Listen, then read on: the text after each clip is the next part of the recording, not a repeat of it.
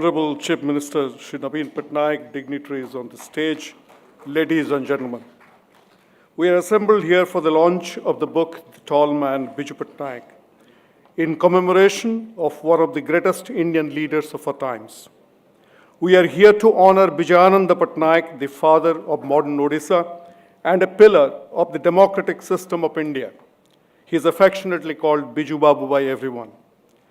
Ladies and gentlemen, I stand here to speak to you about the great life of Biju Babu beyond being a politician. All my life, I have been a fascinated student of leadership. I have looked at the idea of leadership across the spectrum, from politics to business to sports to military. I have studied the physiology, the psychology, the spirituality, and the mystique of leadership. Today, I present Biju Patnaik as a case study for decoding the essence of leadership. But before I do that, I want to frame Biju Patnaik in a context, and for that I would like to speak about someone else, whom most of you may not have ever known. That man's name is John Fisher Burns. Burns was the London bureau chief for the New York Times for many years, but he was also posted in hot places like China, Afghanistan, Iraq, Russia during the most turbulent times. He was imprisoned in China for his reporting, set on trial, and expelled.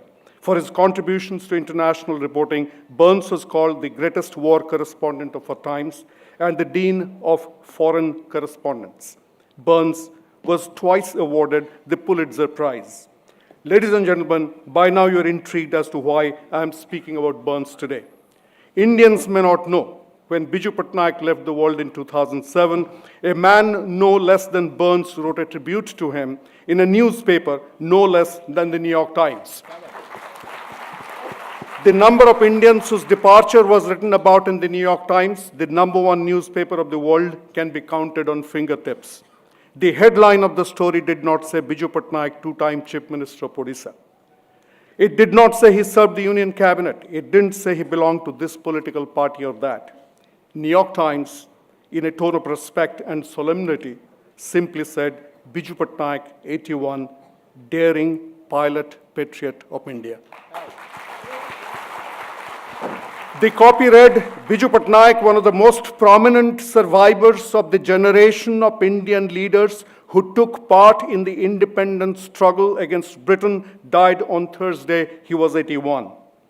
Many here won't know about another interesting fact. When Biju Patnaik died, it wasn't just the New York Times. The globally referenced magazine, The Economist, wrote a full-page tribute. The Economist opened its tribute on a very interesting note. It read, it is worth writing about Biju Patnaik for at least two reasons. His long life can be read as something of a history of India back to the time when the country was run by Britain. And he gave Indian politics a rare flash of color. Ladies and gentlemen, today on the dedication of the book, The Tall Man, Biju Patnaik, let us look at Biju Patnaik as an exemplar of leadership. For that, let us begin by defining who is a leader. Amidst the myriad definitions that I have come across in my life, I am most influenced by one of the American futurologist, Joel Barker's. He said, a leader is someone others opt to follow, to go someplace they would not go by themselves. It implies that the first requirement for a leader is to have the power of vision. The leader sees what others do not. But seeing is not everything. Leadership means the ability to take other people along, the ability to create a shared vision, to build a vision community so that people cross the chasm to go someplace they would not go by themselves. The vision of that future often requires a long walk, and that walk is always paved with thorns. Ahead of all other abilities, then, vision and the work towards it entails courage. Leaders must have courage. From that time that a small boy, Biju Patnaik, jumped into the swirling waters of the Karjodi River in spate to save a drowning child, to his many heroic landing of aircrafts in foreign lands, to defying the proclamation of national emergency, to his ability to incessantly go against the flow, Biju Patnaik was a supremely courageous leader. He did not hide behind anything. He was unafraid when it came to defend his faith and his belief. the temptation of personal fame and glory, things that define most achievers in today's day and time, did not matter to him. To him, convenience wasn't the outer wrapper of conviction. But ladies and gentlemen, it is not enough to be blessed with courage. A true leader must be able to deal with complexity. Many people climb a mountain. The issue is how many can climb when the difference between the pinnacle and the precipice is invisible because there's a blizzard. Biju Patnaik could climb, or should I say fly, with near zero visibility, faulty instrument, and low fuel all his life. That is the spirit with which he played the parlays for a yet-to-be-born nation, and thereafter for decades, whenever the nation needed him. But the ability to deal with complexity is not enough. A true leader must be able to deal with contradictions. Complexity and contradiction didn't faze him.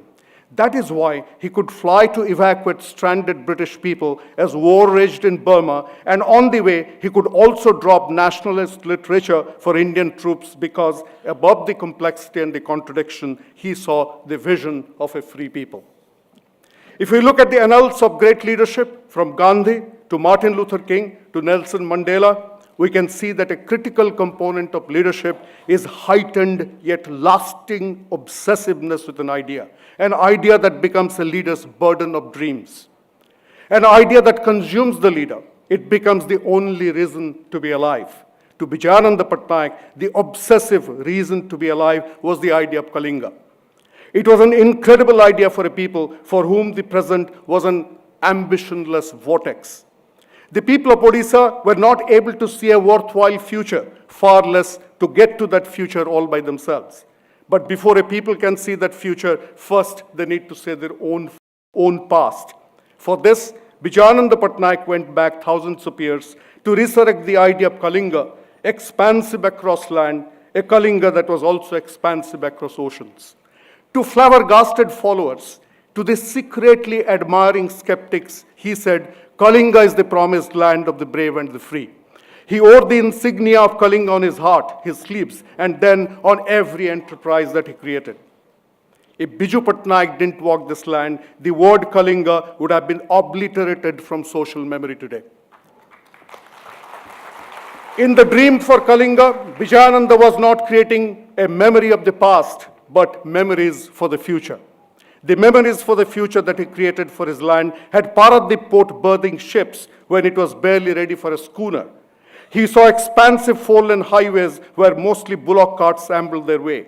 He saw dams and refineries and modern manufacturing plants, but he also saw art and literature and sculpture, and he saw science. But at the center of this kaleidoscopic dream was the smallest person of the state, small people. He felt their pain like no one else did. He was touched by their struggles for existence. Every time he met them, he touched their heart. He was theirs. They claimed him like they claimed their mountains and forests and their streams. Biju Patnaik, with his larger-than-life persona, his unbounded charisma, continues to be every politician's envy. But Biju Patnaik wasn't just a politician. He never lost sight of the primary responsibility to be a national leader. In so doing, he often did what no politician would ever dare to do. Biju Patnaik rebuked his people that he was disappointed, that they were falling short of his expectations, that they needed to rise above comfortable mediocrity, that they had to seize the moment and cross the Rubicon. In his most referred speech, the Odisha of my dream, he had the guts to say, Odisha has become a small little place. He had the audacity to say, we men and women of today have shrunk because we do not dream big. We have become little men and women with little problems, little conspiracy, little likes and dislikes, little gain and loss. Biju Patnaik could say that not because he was a tall man. He could warn us of our shrunken self-image, of smallness of our existence, because the power of vision and true love for his people rose above the expediency of populism. In sharing that vision, in creating a vision community, he said, in my dream of the 21st century for the state, I would have young men and women who put the interest of the state before them. They will have pride in themselves, confidence in themselves. They will not be at anybody's mercy except their own selves. By their brain, intelligence, and capacity, they will recapture the history of Kalinga. Ladies and gentlemen, an objective study of a leader like him is a difficult task. In our search for the man, retracing his steps on the sands of time, we risk dealing with both adulation and ignorance. In remembering a towering giant, not just a tall man, there is the added difficulty of dealing with a metaphysical element, the aura, the mystique. Where history stops, mythology engulfs us. In that backdrop, I compliment Sri Sundar Ganeshan and the entire team behind him, who have put together Biju Patnaik's life with the finesse and sensibility of a museum creator. It is a case study in leadership, a book fit for future generations. It's a credible presentation of a tall leader. From the early years to his aviator days, from contributions to the national freedom movement to his statesmanship in a free India, from putting his skin in the game to build a strong, vibrant state to his call for true federalism, this is a book for future generations.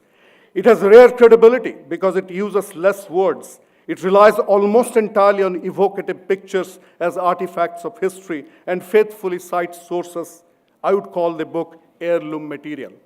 In closing, I want to say that there are two kinds of people. One that are called path creators, and then there are many who are called path followers. Both kinds are needed.